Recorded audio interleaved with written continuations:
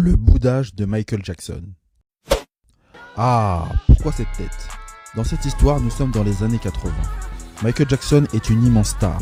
Son nom et ses chansons résonnent partout, de Honolulu jusqu'à Jupiter. Voulant s'émanciper de son père, il sort l'album Off the Wall, qui a un grand succès. Mais le King of the Pop n'est pas satisfait, car son but, c'est de marquer son époque. Il s'enferme donc en studio et en 1982, il revient avec l'album mythique Thriller.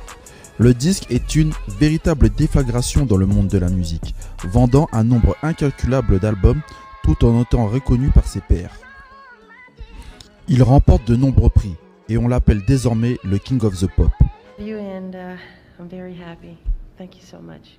Mais le King est un éternel insatisfait et un bosseur chevronné.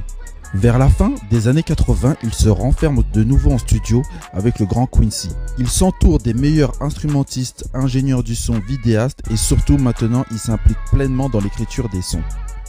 L'objectif est simple et clair, battre tous les records pour faire mieux que l'album Thriller. D'ailleurs, lors de l'enregistrement de l'album, dans son studio, il a accroché un grand panneau avec écrit 100 millions. L'album est un carton.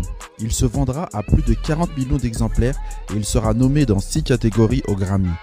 Il s'en vendra moins que l'album Thriller, mais il cassera son image de gendre idéal avec des clips tels que Beat It et autres. Mais revenons à cette tête boudeuse et fâchée. Cette scène s'est passée au Grammy. Michael est nominé 6 fois mais il ne gagne qu'un prix qui n'est pas majeur. Il se fâche en direct à la télé avec cette mine boudeuse.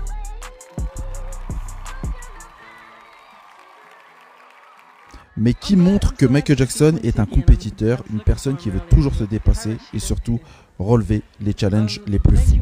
Certifié classique by Funky.